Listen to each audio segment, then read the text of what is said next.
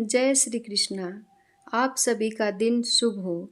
आज सुनेंगे कार्तिक मास की आगे की कथा। अध्याय 2। श्री कृष्ण चंद्र जी बोले, हे प्रिय, उधर गुणवती ने अपने पिता तथा पति का राक्षस द्वारा मरण सुना तो वह दुखित होकर विलाप करने लगी। वह बोली, हा प्राणनाथ, हा पिता, तुम हमको त्याग कर कहाँ चले गए। अब मैं आप लोगों के बिना असहनीय हो गई। हाँ, मैं क्या करूं। अब भोजन वस्त्र आदि से कौन मेरा पालन पोषण करेगा। कोई कार्य भी करने का शऊर मुझे नहीं है। अब कौन स्नेह से मुझ विधवा का पालन करेगा। मैं कहाँ जाऊं, कहाँ रहूं, क्या करूं। हाँ, मैं ऐसी घृणित हो गई। मेरे पर दैव का कोप हुआ है। अब मैं किस तरह जीऊं। मैं बड़ी पापिनी हूँ। श्री कृष्ण चंद्र जी कहते हैं, कुररी पक्षी की भांति रोती हुई गुणवती व्याकुल होकर वायु से झकझोरे हुए केले के वृक्ष की नाई पृथ्वी पर गिर गई। बहुत देर के बाद होश में आई तो फिर बहुत विलाप कर दुख से विकल होती हुई शोक सागर में डूब गई। तदंतर अपने घर की अनेक वस्तुएं बेचकर उसने बड़ी सावधानी के साथ यथाविधि पिता पति का श्रद्धा आदि क्रम किया और विष्णु भगवान की भक्ति में रत होकर वह शुद्ध और शांत भाव से इंद्रियों को वश में करके उसी पुरी में रहने लगी। जन्म से मरण पर्यंत वह एकादशी तथा कार्तिक के व्रत को विधिवत करती रही। हे प्रिय, ये दोनों व्रत मुक्ति भुक्ति अथवा पुत्र संपत्ति देने वाले तथा पवित्र और हमको अत्यंत प्रिय हैं।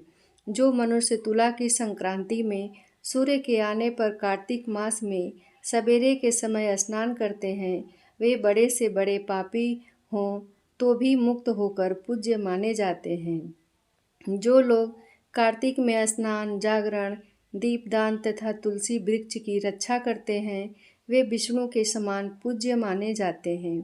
जो प्राणी कार्तिक में विष्णु भगवान के मंदिर की सफाई और भगवान का पूजन करते हैं, वे प्राणी जीवन मुक्त हो जाते हैं। जो प्राणी कार्तिक में 3 दिन भी नियम पालन करते हैं, वे देवताओं के भी पूज्य माने जाते हैं। तब भला जिन्होंने जन्म भर नियम किया है, उनका क्या कहना। इस तरह गुणवती मन लगाकर प्रतिवर्ष कार्तिक का व्रत और भक्ति पूर्वक विष्णु भगवान की आराधना करती रही। एक समय की बात है, गुणवती रोग के कारण दुबली और ज्वर से पीड़ित थी। इस दशा में भी धीरे धीरे गंगा स्नान को गई।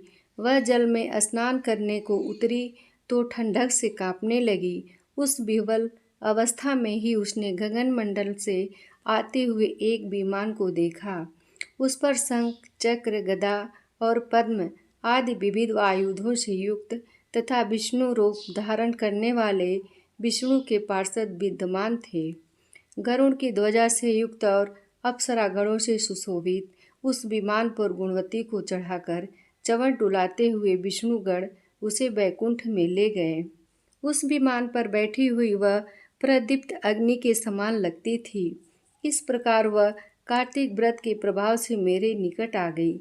बहुत समय बाद जब ब्रह्मा आदि देवताओं की प्रार्थना से मैं इस लोक में आया, तब मेरे साथ मेरे गण भी आए। हे भामिनी, ये सभी यादव मेरे गण हैं। देव शर्मा विप्र, जो उस जन्म में तुम्हारा पिता था, वह इस जन्म में सत्राजित यादव हुआ है और उस जन्म के तुम्हारे पति चंद्र शर्मा अक्रूर हुए हैं। तू वही दुखिया गुणवती है।